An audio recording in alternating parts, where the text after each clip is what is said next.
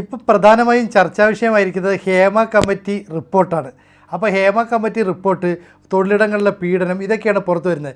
ഇതിനകത്തൊക്കെ എന്തെങ്കിലും യാഥാർത്ഥ്യമുണ്ടോ, അല്ലെങ്കിൽ എന്തെങ്കിലും കാര്യങ്ങൾ നടപ്പാവുമോ? സാർ അങ്ങനെ കരുതുന്നുണ്ടോ? നമ്മൾ സ്വാതന്ത്ര്യം തുടങ്ങി ഇങ്ങോട്ട് പരിശോധിച്ചാൽ കേന്ദ്ര ഗവൺമെന്റും സംസ്ഥാന ഗവൺമെന്റുകളും പല കമ്മീഷനുകളെ നിയോഗിച്ചിട്ടുണ്ട്. ആ ഒരു കമ്മീഷനും ആരോടും നീതി പുലർത്തിയിട്ടില്ല. അത് ആര് അപ്പോയിന്റ് ചെയ്തോ, ഏത് ഗവൺമെന്റ് അപ്പോയിന്റ് ചെയ്തോ ആ ഗവൺമെന്റിന് അനുകൂലമായിട്ടും ആ അപ്പോയിന്റ് ചെയ്ത മുഖ്യമന്ത്രിയുടെയോ പ്രധാനമന്ത്രിയുടെയോ ഒക്കെ മനസ്സിലിരിപ്പ് അറിഞ്ഞുകൊണ്ട് കൃത്യമായിട്ട് കാര്യത്തെ വക്രിപ്പിച്ച് ഒരു വ്യാജ റിപ്പോർട്ട് തയ്യാറാക്കുകയും ചെയ്തിട്ടുള്ളതല്ലാതെ ഒരു കമ്മീഷനും ഒരു ജുഡീഷ്യസ് ആയിട്ട് ഒരു റിപ്പോർട്ട് കൊടുക്കുകയോ കാര്യം വെച്ചിട്ടില്ല. നമ്മൾ കേരളത്തിലെ അനേകം റിപ്പോർട്ടുകൾ, സോളാർ കമ്മീഷൻ, പിന്നെ എന്താണ് ഗോദ്രയിലെ ലാലു പ്രസാദ് കമ്മീഷൻ ഇട്ടു, സച്ചാർ കമ്മീഷൻ, ഇത് അനേകം കമ്മീഷനുകൾ ഇവിടെ വന്നു. ഈ കമ്മീഷനുകളെല്ലാം വളരെ കൃത്യമായിട്ട് ഭരണകൂടത്തിന്റെ ഇംഗിതം അനുസരിച്ച് റിപ്പോർട്ട് എഴുതാൻ പറ്റുന്ന ഒരു ജഡ്ജിയെയോ റിട്ടയർഡ് ജഡ്ജിയെയോ അവിടെ കൊണ്ടിരുന്നു. അവരത് എഴുതി കൊടുക്കുന്നു. ഗവൺമെന്റ് ഈ കമ്മീഷനെ നിയോഗിക്കുന്നത് ജനരോഷം അധികമാകുമ്പോൾ അതിൽ നിന്ന് രക്ഷപ്പെടാൻ വേണ്ടിയാണ്. അപ്പൊ ആ ഒരു എസ്കേപ്പ് റൂട്ട്, ഗവൺമെന്റിന് ഒരു എസ്കേപ്പ് റൂട്ട് ഉണ്ടാക്കുന്നു, കുറ്റവാളികളെ ടാക്ടിക്കലായിട്ട് രക്ഷപ്പെടുത്തുന്നു, വൈറ്റ് വാഷ് ചെയ്യുന്നു എന്നുള്ളതല്ലാണ്ട് ഒരു കമ്മീഷനും ഒരു ജുഡീഷ്യറി പ്രവർത്തിക്കേണ്ട പോലെ, ഇതൊരു ക്വാസി ജുഡീഷ്യറി ബോഡിയാണ് കമ്മീഷൻ എന്ന് പറയുന്നത്. ജുഡീഷ്യലായിട്ടുള്ള അധികാരങ്ങൾ അവർക്കുണ്ട്. അവരതിനോട് ഒരു കമ്മീഷനും അതിൻ്റെ അകത്ത് നീതി പുലർത്തുകയോ കുറ്റവാളികൾക്ക് രക്ഷിക്കണമെന്നും ഇരകളെ സംരക്ഷിക്കണമെന്നും ഇതിൻ്റെ അകത്തെ കുറ്റവാളികളെ ശിക്ഷിക്കണമെന്നും അങ്ങനെ ഒരു നിശ്ചയദാർഢ്യം ഒന്നുമില്ല. മാക്സിമം എക്സ്റ്റൻഷൻ വാങ്ങിക്കുക, മാക്സിമം പൈസ അടിച്ചു മാറ്റുക, ഒത്തിരി സ്റ്റാഫിനെ ആൾക്കാരെയൊക്കെ വണ്ടിയൊക്കെ വെച്ച് ആർഭാടം കാണിക്കുക എന്നുള്ളതല്ലാണ്ട് രാജ്യത്തിന് വേണ്ടി ഒരു കോൺട്രിബ്യൂഷനും ചെയ്തിട്ടില്ല. ഇതാണ് ഇന്ത്യയിലെ കമ്മീഷന്റെ മൊത്തത്തിലുള്ള ചരിത്രം. പിന്നെ കമ്മീഷൻ അപ്പോയിന്റ്മെന്റ് കിട്ടാൻ വേണ്ടി ജഡ്ജികൾ, റിട്ടയർഡ് ജഡ്ജിമാരും ഒക്കെ തമ്മിൽ മത്സരം ഉണ്ടെന്ന് പറയുന്നു. കാരണം ഇതൊരു സുഹാസ് കേന്ദ്രം പോലത്തെ ഒരു സ്ഥലമാണ് ഈ കമ്മീഷൻ പൊസിഷൻ. അതല്ലാതെ ഒന്നും ഒരിടത്തും ചെയ്തിട്ടില്ല.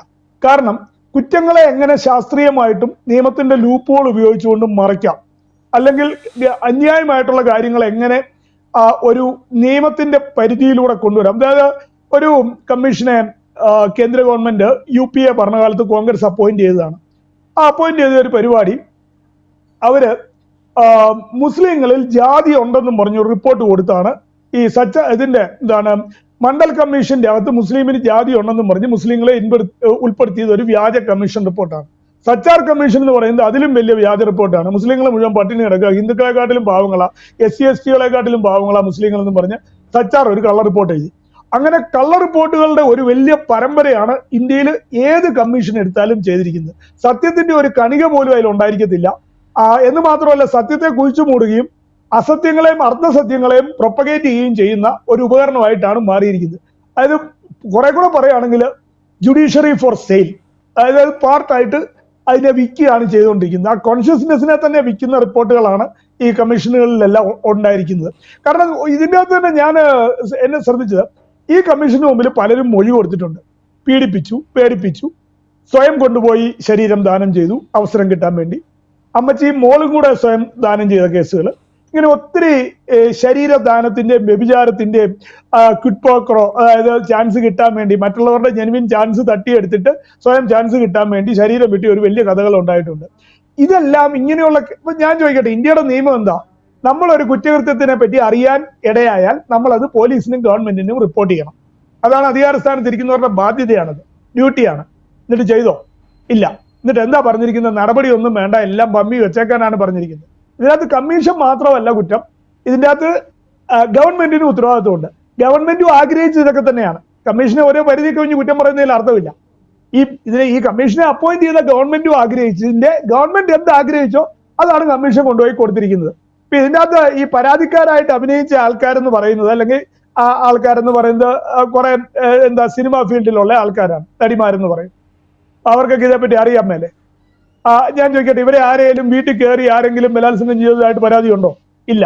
എന്താണ് ഇവരുടെ പരാതി? ഇവർ പറയുന്ന പരാതി ഇവരെ ചൂഷണം ചെയ്തു. ഇതിൻ്റെ അകത്ത് ചൂഷണം ഉണ്ടെന്ന് ഇവർക്ക് അറിയാൻ മേലെ. ഉണ്ട്, കൃത്യമായിട്ട് ഇവർക്ക് അറിയാം ചൂഷണം ഉണ്ടെന്നുള്ളത്. ഇവരുടെ പേരൻസിന് അറിയാവോ? അറിയാം. കൊണ്ടുപോയത് ആരാ? പേരൻസ്. അപ്പൊ ഇതെല്ലാം എന്താന്ന് ചോദിച്ചാൽ, ഇതിൻ്റെ അകത്ത് ശരിക്കും ഒരു കേസ് രജിസ്റ്റർ ചെയ്യുകയാണ് പ്രതികളാക്കേണ്ടത് ഈ പീഡിപ്പിക്കപ്പെട്ടു എന്ന് പറഞ്ഞവരെയും അവരുടെ മാതാപിതാക്കളെയാണ്. കാരണം ഇവര് ഒരു കാര്യം കാരണം എന്ന് പറഞ്ഞാലേ ഇങ്ങനൊരു കേസുമായിട്ട് ഇവർ വരുമ്പോൾ ഞങ്ങൾ ആർക്കെതിരെയാണ് ആരോപണം ഉന്നയിക്കുന്നത്, ആരൊക്കെയാണ് ഞങ്ങളെ ഉപദ്രവിച്ചത്, ഇത് ഈ രീതിയിൽ തന്നെ പുറത്തേക്ക് പ്രസിദ്ധീകരിക്കണമെന്ന് ഇവർ പറയണമായിരുന്നു. ഇവർ പറയുന്നു ഞങ്ങൾ പറഞ്ഞ എല്ലാ കാര്യങ്ങളും അതുപോലെ പ്രസിദ്ധീകരിക്കരുതെന്ന് പറയുന്നു. അപ്പോൾ ഒരു കള്ളക്കളി ഇവിടെ വീണ്ടും നടക്കുന്നില്ലേ?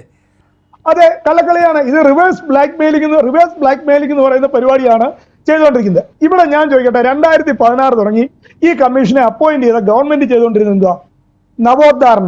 നവോത്ഥാനം രണ്ടും ഏകദേശം ഒന്ന് തന്നെ എന്നും പറഞ്ഞ് ചുമ്മാ ഇരിക്കുന്നവന് ഉദ്ധാരണം ഉണ്ടാക്കുന്ന പരിപാടിയാണ് ഇവിടുത്തെ ഗവൺമെന്റ് ചെയ്തുകൊണ്ടിരുന്നത്.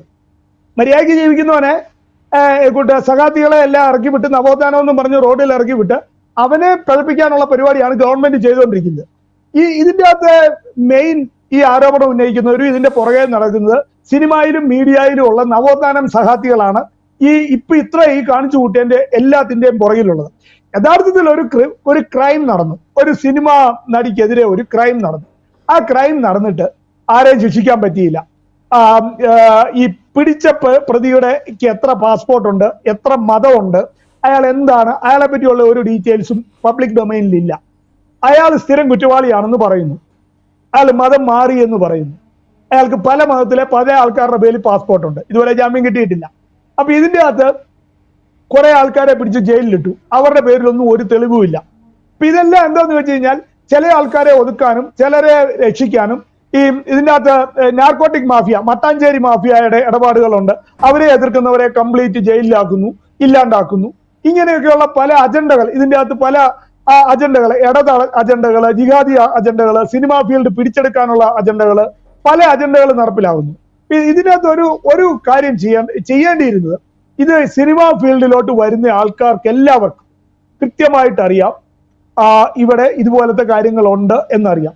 എല്ലാ ഫീൽഡിലും പല കാര്യങ്ങളും ഉണ്ട്. പക്ഷെ സിനിമാ ഫീൽഡിൽ പലതും ഇഴുകി ചേർന്ന് പോകുന്നതുകൊണ്ട് ഇത് അതിന്റെ ഫുട്ബോളിൽ ഫൗൾ എന്ന് പറയുന്ന പോലെയാണ് സിനിമാ ഫീൽഡിൽ ഈ കാര്യങ്ങളൊക്കെ. ഇതൊക്കെ എല്ലാവർക്കും അറിയാം. എല്ലാവരും ഇതൊക്കെ കാലാകാലങ്ങളായിട്ട് ഇന്ത്യയിൽ മാത്രമല്ല എല്ലാ സിനിമാ ഫീൽഡിലും, ലോകത്തുള്ള സിനിമ, മോഡലിംഗ്, അഡ്വർടൈസിങ്, ഈ ഫീൽഡ്, അതുപോലെ ഈ രീതിയിലുള്ള ആർട്ട് ഫീൽഡുകളിലൊക്കെ ഇത് വളരെ കൃത്യമായിട്ടുണ്ട്. ആരും നിർബന്ധിച്ചല്ല, അവിടെ ഇത് ഓഫർ ചെയ്യപ്പെടുകയാണ് ചെയ്യുന്നത്, അല്ലാണ്ട് ഇത് ആരും നിർബന്ധിച്ചല്ല. അപ്പൊ ഇതിനകത്ത് പീഡനം, ബലാത്സംഗം, അക്രമം അങ്ങനെ ഒരു പരിപാടി ഇതിന്റെ അകത്തില്ല. ഇതിന്റെ അകത്ത് ഇത്രയേ ഉള്ളൂ, ഒരാൾ ശരീരം ദാനം ചെയ്തു, പക്ഷെ ഉദ്ദേശിച്ച് അത്രയും ബെനിഫിറ്റ് കിട്ടിയില്ല. 10 സിനിമ ചാൻസ് കിട്ടുമെന്നാണ് വിചാരിച്ചത്, പക്ഷെ 1-2 എണ്ണത്തിലേ കിട്ടിയുള്ളൂ. അത് ക്ലിക്ക് ആയില്ല, ഫീൽഡ് ഔട്ട് ആയി. അങ്ങനെയൊക്കെയുള്ള പ്രശ്നം വരുമ്പോഴാണ് ഈ കംപ്ലൈന്റും കാര്യങ്ങളും വരുന്നത്. അപ്പൊ അഭിനയിക്കാൻ അറിയാത്ത ഒരാൾ വരുന്നു, ഒരു സംവിധായകനോ നടനോ നിർമ്മാതാവോ ആരേലും അവരെ യൂസ് ചെയ്യുന്നു, 1-2 ചാൻസ് കൊടുക്കുന്നു, പൊളിഞ്ഞു പോകുന്നു. അയാൾക്ക് എന്ത് ചെയ്യാൻ പറ്റും? അയാളെ 30 വർഷം കഴിഞ്ഞ് ഇപ്പൊ ഒന്ന് പരാതി കൊടുത്തോണ്ട് കാര്യമുണ്ടോ? 10 വർഷം കഴിഞ്ഞ് പരാതി കൊടുത്തോണ്ട് കാര്യമുണ്ടോ? അയാൾ വിളിച്ചോ? ആവശ്യത്തിന് വേണ്ടിയിട്ട് ഇവർ എല്ലാ കാര്യത്തിനും എന്തിനും വിധേയനാകാൻ തയ്യാറാണ്. 1-2 സിനിമകളിൽ അവസരം കിട്ടാൻ വേണ്ടി. അത് കഴിയുമ്പോഴത്തേക്കാണോ പിന്നീട് 3-4 സിനിമകളിലേക്ക് അവരെ പരിഗണിക്കാതിരിക്കുമ്പോൾ എന്നെ ഉപദ്രവിച്ചു, എന്നെ അങ്ങനെ ശല്യം ചെയ്തു എന്നൊക്കെ പറഞ്ഞിട്ടുള്ള പരാതിയുമായിട്ട് വരുന്നത്? തീർച്ചയായിട്ടും. അതായത് ഇത് ഞാൻ പറഞ്ഞല്ലോ, ഞാൻ മനസ്സിലാക്കുന്നിടത്തോളം കാര്യം ബലാത്സംഗം എന്ന് പറയുന്ന ഒരു പരിപാടിയോ ബലമായിട്ടുള്ള ഒരു അഭ്യാസമോ അതിൻ്റെ അകത്തില്ല. അതിന്റെ ആവശ്യമില്ല. കാരണം ഇത് അബണ്ടന്റ് ആയിട്ട് അവൈലബിൾ ആണ്. ആൾക്കാർ ക്യൂ നിൽക്കുകയാണ്. എന്നെ ദേഹണിക്കൂ എന്നും പറഞ്ഞ് തള്ളയും മകളും കൂടെ ദേഹണിച്ച് നിൽക്കുന്ന ഫീൽഡാണിത്. ഇത് അവർ തന്നെ മൊഴി കൊടുത്തിരിക്കുന്നത്. എന്നിട്ട് അത് കഴിഞ്ഞിട്ട് ഇപ്പൊ പറയാണ് ഇതെല്ലാം എന്താന്ന് വെച്ച് കഴിഞ്ഞാൽ കേരളത്തിൽ നടക്കുന്നതും നാഷണൽ ലെവലിൽ നടക്കുന്നതുമായ യഥാർത്ഥ പീഡനങ്ങളെ, യഥാർത്ഥ കാര്യങ്ങളെ മറച്ചു വെക്കാൻ വേണ്ടി ഗവൺമെന്റും ഈ കമ്മീഷനും കുറെ നടിമാരും കൂടെ ചേർന്ന് നടക്കുന്ന പോരാട്ട നാടകം മാത്രമേ ഉള്ളൂ. അല്ലാണ്ട് ഇതിനകത്ത് വേറെ യാതൊരു രീതിയിലുള്ള ഒരു ക്രൈം, അതായത് ഒരാളെ ബലമായിട്ട് ഉപദ്രവിക്കുന്ന ഒരു കാര്യമൊന്നുമില്ല. ഇത് എന്താണ്, പരസ്പര സമ്മതത്തോടു കൂടിയുള്ള ബന്ധങ്ങളൊക്കെയാണ് അവിടെ നടക്കുന്നത്. കൺസെൻഷ്വൽ എന്ന് പറയും. അല്ലാണ്ട് വേറെ അതിൻ്റെ അകത്ത് യാതൊരുവിധ ബലപ്രയോഗമോ അക്രമമോ അതിക്രമമോ ഒന്നുമില്ല. ഇപ്പൊ 2 പേര് തമ്മിൽ, അല്ലെങ്കിൽ ഇത് ഇവരുടെ പേരൻസും റിലേറ്റീവ്സും എല്ലാം അറിഞ്ഞുകൊണ്ട് തന്നെയാണ് ഈ കാര്യങ്ങൾ നടക്കുന്നത്. അല്ലാണ്ട് ഞാൻ ചോദിക്കട്ടെ, ആരെങ്കിലും കയറി പിടിച്ചു ചെയ്തു എന്ന് പറഞ്ഞൊരു കാര്യം ഇതിൻ്റെ അകത്ത് വന്നിട്ടുണ്ടോ? അങ്ങനെയുള്ള കേസ് വേറെയാ. ഇനി രണ്ടാമത്തെ കാര്യം, പ്രായപൂർത്തിയാകാത്ത ഒരാളെ ഇങ്ങനെയുള്ള കാര്യങ്ങൾക്ക് ഉപയോഗിച്ചിട്ടുണ്ടെങ്കിൽ അത് നിയമം വേറെയാ. അതിൻ്റെ അകത്തും ഒന്നാം കുറ്റക്കാരാ പ്രായപൂർത്തി ഒരാളെ ഏതെങ്കിലും സിനിമാ ഫീൽഡിലുള്ള വ്യക്തി ഉപദ്രവിച്ചാൽ അയാളെ അതിനെ അവിടെ കൊണ്ടുവന്ന് കൊടുക്കുന്ന അവരുടെ പേരൻസ് ആണല്ലോ, പേരൻസ് തന്നെയാണ്. ഇതിന്റെ അകത്ത് കമ്മീഷന്റെ ഭാഗത്തുനിന്ന് ഞാൻ വിചാരിക്കുന്നത് ഈ രീതിയിലുള്ള പരാതി കൊടുത്തവരുടെ അടുത്തുനിന്ന് 164 അല്ലെ ഏതെങ്കിലും രീതിയിൽ FIR ഇട്ട് സ്റ്റേറ്റ്മെന്റ് വാങ്ങിക്കുകയോ കൃത്യമായിട്ട് ചെയ്ത് കുറ്റം ചെയ്തിട്ടുണ്ടെങ്കിൽ, ഇപ്പൊ ആരെങ്കിലും ഒരാളെ ബലമായിട്ട് ഉപദ്രവിച്ചിട്ടുണ്ടെങ്കിൽ അവരെ ശിക്ഷിക്കണമെന്ന് തന്നെയാണ് എന്റെ അഭിപ്രായം. ഇപ്പൊ ഏതെങ്കിലും സംവിധായകനോ നിർമ്മാതാവോ നടനോ ബലമായിട്ട്, പക്ഷെ അങ്ങനെ ഒരു കംപ്ലൈന്റ് നിലവിലില്ല ഇതിന്റെ അകത്ത്. ഇവര് ഈ കഴിഞ്ഞ 24 മണിക്കൂറായിട്ട് കാണിച്ചു കൂട്ടുന്നതെല്ലാം പോരാട്ട നാടകമാണ്. ഈ 4 വർഷം ഇതെന്തിനു മൂടി വെച്ചു ഗവൺമെന്റ്? പലരെയും ബ്ലാക്ക്മെയിൽ ചെയ്ത് പൈസ വാങ്ങിക്കാൻ വേണ്ടിയായിരുന്നു. നിന്റെ പേര് കംപ്ലൈന്റ് ഉണ്ട്, അവന്റെ പേര് കംപ്ലൈന്റ് ഉണ്ട് എന്നും പറഞ്ഞു ഇവരെ സിനിമാക്കാരെ കംപ്ലീറ്റ് വരുതി, നിർമ്മാതാവിനെയും നടനെയും ബാക്കിയുള്ള ആൾക്കാരെയും ഗവൺമെന്റ് വരുതിക്ക് നിർത്തുകയായിരുന്നു. എന്തായാലും പിരിവ് നടത്തിയിട്ടുണ്ടെന്നുള്ളത് ഇനി ഈ ഗവൺമെന്റ് പോയിട്ട് വേറൊരു ഗവൺമെന്റ് വന്നാലേ അറിയത്തുള്ളൂ.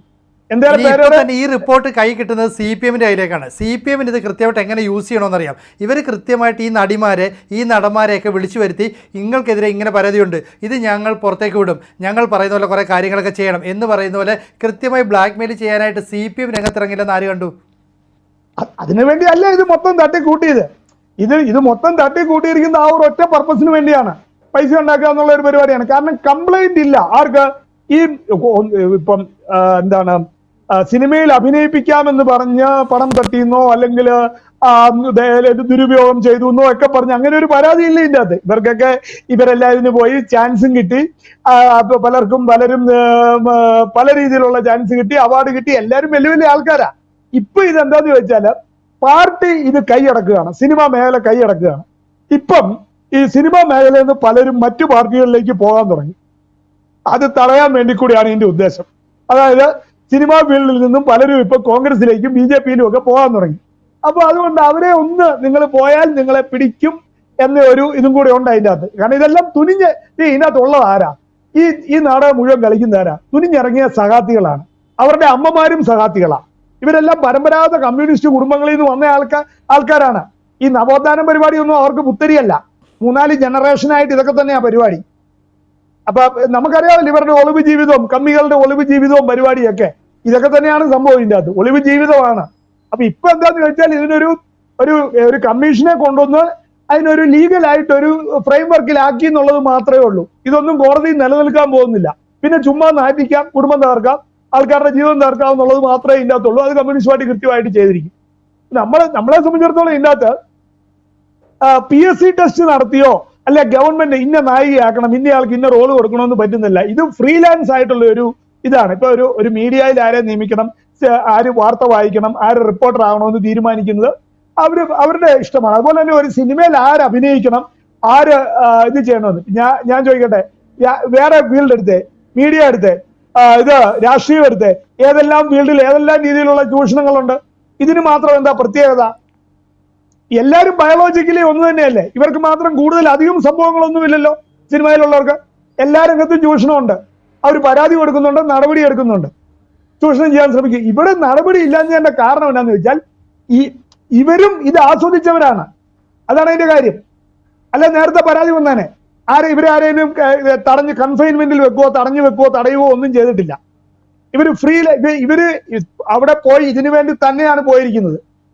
അപ്പൊ ഈ പറഞ്ഞ നാടകങ്ങളെല്ലാം അതുപോലെ തന്നെ ഇതിനകത്ത് ചില ക്രിമിനാലിറ്റി ഉണ്ട് എന്ന് പറയണമെന്നുണ്ടെങ്കിൽ അതിവര് പറഞ്ഞിട്ടുമില്ല. ഇവര് വിദേശത്ത് ടൂറാണ് അതാണെന്നും പറഞ്ഞു. ഇവർക്ക് ഫ്രീ ടൂർ വേണം, ഫ്രീ ഭക്ഷണം വേണം, ഇവർക്ക് തൊഴിലണങ്ങി അതായത് മേലണങ്ങി വേറെ എന്തെങ്കിലും ഒരു പണി ചെയ്യാൻ അറിയത്തില്ല.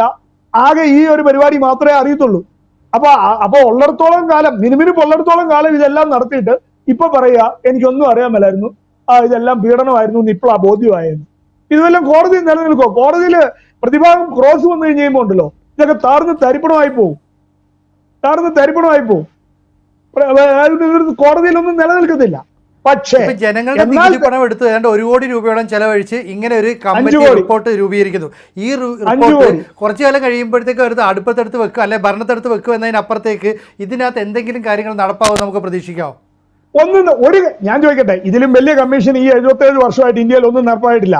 ഇപ്പൊ ഒത്തിരി പ്രിന്റ് ഈ കമ്മീഷന് കൊടുത്തിട്ടുണ്ട്. ഇപ്പൊ മഴക്കാലമാണ്, ചൂടുവെള്ളം ഉണ്ടാക്കാൻ കൊള്ളാം, തിളപ്പിക്കാൻ കത്തിക്കുകയാണെന്നുണ്ടെങ്കിൽ. അതല്ലാതെ ചൂടുവെള്ളം ഉണ്ടാക്കാനുള്ളതല്ലാണ്ട് ഇതിനകത്ത് ഈ കമ്മീഷൻ കൊണ്ട് ഒരു പ്രയോജനവും ഇല്ല. ഈ പരാതി കൊടുക്കുന്നവർക്കും അറിയാം, കമ്മീഷനും അറിയാം, ഗവൺമെന്റിനും അറിയാം. ആദ്യമായിട്ട് കമ്മീഷൻ പരിപാടി ഗവൺമെന്റ്, സെൻട്രൽ ഗവൺമെന്റും സ്റ്റേറ്റ് ഗവൺമെന്റും ഈ കമ്മീഷൻ എന്ന് പറയുന്ന ജുഡീഷ്യൽ കമ്മീഷൻ എന്ന് പറയുന്ന പരിപാടി ബാൻ ചെയ്യാണ് ചെയ്തത്. ഇന്ത്യയിൽ ഏറ്റവും വലിയ പറ്റിപ്പെന്ന് പറയുന്നത് ഈ കമ്മീഷൻ പരിപാടിയാണ്. നിങ്ങൾക്കൊരു കേസ് ഉണ്ടെങ്കിൽ അത് പോലീസാണ് അന്വേഷിക്കേണ്ടത്. കമ്മീഷൻ എന്ത് റോള്? പോലീസും കോടതിയാണ്. ഈ ഒരു കമ്മീഷൻ പരിപാടി കൊണ്ട് ശരിക്കും കുറ്റവാളികൾ രക്ഷപ്പെട്ടിട്ടേ ഉള്ളൂ. രാജ്യത്തിന് ഒരു പ്രയോജനവും കിട്ടിയിട്ടില്ല. അതായത് നമ്മളെ ഒരു ടേമുണ്ട്, രാഷ്ട്രീയ ഭിക്ഷാന്തേഹി എന്ന് പറയുന്ന ഒരു ടേമുണ്ട് മലയാളത്തിൽ. അതുപോലെ ഈ കമ്മീഷൻ പോസ്റ്റിംഗ് എന്ന് പറയുന്നത് ഒരു പരിധി വരെ ജുഡീഷ്യൽ വിശ്രാന്തിയാകുന്ന കൂട്ട് പരിപാടിയാണ്. അതായത് ചില ആൾക്കാർക്ക് പെട്ടെന്ന് കമ്മീഷൻ പോസ്റ്റ് കിട്ടും, എഴുതി കൊടുക്കും, ഗവൺമെന്റ് എന്ന്, അല്ലാതെ അതിൻ്റെ അകത്ത് ഒരു സത്യസന്ധതയോ യാതൊരു രീതിയിലുള്ള പ്രയോജനമോ ഇല്ല. ഈ അവരൊരു പ്രത്യേക രീതിയിൽ വേണ്ടത് മാത്രം ചൂസ് ചെയ്ത്, ശരിക്കും ഇതിൻ്റെ അകത്ത് ഒരു ക്രൈം നടന്നിട്ടുണ്ടെങ്കിൽ ഒരാളും കമ്മീഷന് മുമ്പിൽ പറഞ്ഞിട്ടുണ്ട്, അന്നേരം അത് പോലീസിന് ഹാൻഡ് ഓവർ ചെയ്യുക ചെയ്യേണ്ടത്, ഗവൺമെന്റ് ഹാൻഡ് ഓവർ ചെയ്യാണ്. ഇന്നൊരു ക്രൈം നടന്നിരിക്കുന്നു, അത് പിന്നെ പോലീസ് അന്വേഷിക്കേണ്ടത്. അങ്ങനെയാണ് നമ്മുടെ സിസ്റ്റം. ഇപ്പൊ കമ്മീഷന് വേറെ കൂടിയ അധികാരങ്ങളൊന്നുമില്ല, വിധി പറയാനുള്ള അധികാരങ്ങളൊന്നുമില്ല. കമ്മീഷന്റെ റിപ്പോർട്ടിൽ കൃത്യമായിട്ട് കമ്മീഷന് ആത്മാർത്ഥത ഉണ്ടെങ്കിൽ ഇന്ന ക്രൈംസ് നടന്നിട്ടുണ്ട്, കുറ്റവാളിയെ പ്രോസിക്യൂട്ട് ചെയ്യണം, നടപടി എടുക്കണമെന്നുണ്ട്. അങ്ങനെ ഒരു നിർദ്ദേശം ഒരു കമ്മീഷനും വെക്കത്തുമില്ല. കമ്മീഷനൊന്നും താല്പര്യമില്ല. ഇതിനു മുമ്പ് ഇവിടെ സോളാർ കമ്മീഷൻ, എന്തെല്ലാം കമ്മീഷൻ വന്നു, വല്ല കാര്യമുണ്ടോ? അപ്പൊ അതുകൊണ്ട് ഇതിപ്പം ശരിക്കും കമ്മീഷനെക്കാട്ടിലും വലിയ കുറ്റവാളി ഗവൺമെന്റ് ആണ് ഇതിന്റെ അകത്ത്. എന്തായാലും ജസ്റ്റിസ് കമ്മിറ്റി റിപ്പോർട്ട് വരും ദിവസങ്ങളിലും വലിയ ചർച്ചാ വിഷയമായി മാറും.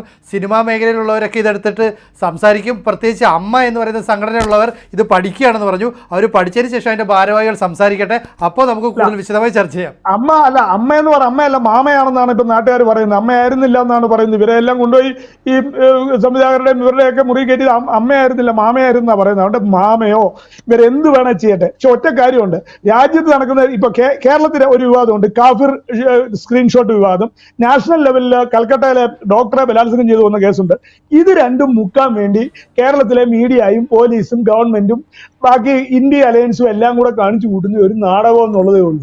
പിന്നെ ഒത്തിരി പേരുടെ ഈ നവോത്ഥാനം എന്നും പറഞ്ഞ് നടത്തിയ കള്ളത്തരം വെറും ഉദാഹരണം മാത്രമായിരുന്നു, നവോത്ഥാനമായിരുന്നില്ല, ഉദാഹരണം മാത്രമായിരുന്നു എന്നുള്ളത് നാട്ടുകാർക്ക് മനസ്സിലാവുകയും ചെയ്യും. അതൊക്കെ ഉള്ളു ഇതിൻ്റെ സ്റ്റോറി. ഇതൊരു സ്ക്രാപ്പ് ആയിട്ടുള്ള ഒരു പരിപാടിയാണ് എൻറ്റയർ ആയിട്ട്. അതായത് അന്ന് ഈ യഥാർത്ഥത്തിൽ ഈ ഒരു നടിക്കെതിരെ ആക്രമണം നടന്ന കേസിൽ കൃത്യമായിട്ട് നടപടി എടുക്കുന്നതിൽ നിന്ന് ഗവൺമെന്റിന് രക്ഷപ്പെടാൻ വേണ്ടിയാണ് ഈ കമ്മീഷനെ അവിടെ പ്ലേസ് ചെയ്ത് ആ ഡ്യൂട്ടി അവർ ഭംഗിയായിട്ട് നിർവഹിക്കുകയും ചെയ്തിട്ടുണ്ട്.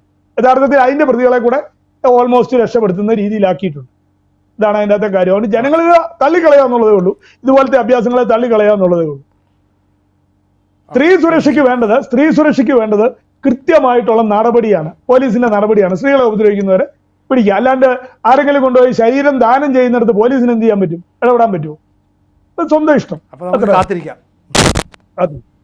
കൂടുതൽ വാർത്തകളും വിശേഷങ്ങളും നിങ്ങളിലേക്ക് എത്താൻ ABC മലയാളം സബ്സ്ക്രൈബ് ചെയ്യുക, ബെൽ ബട്ടണും അമർത്തുക.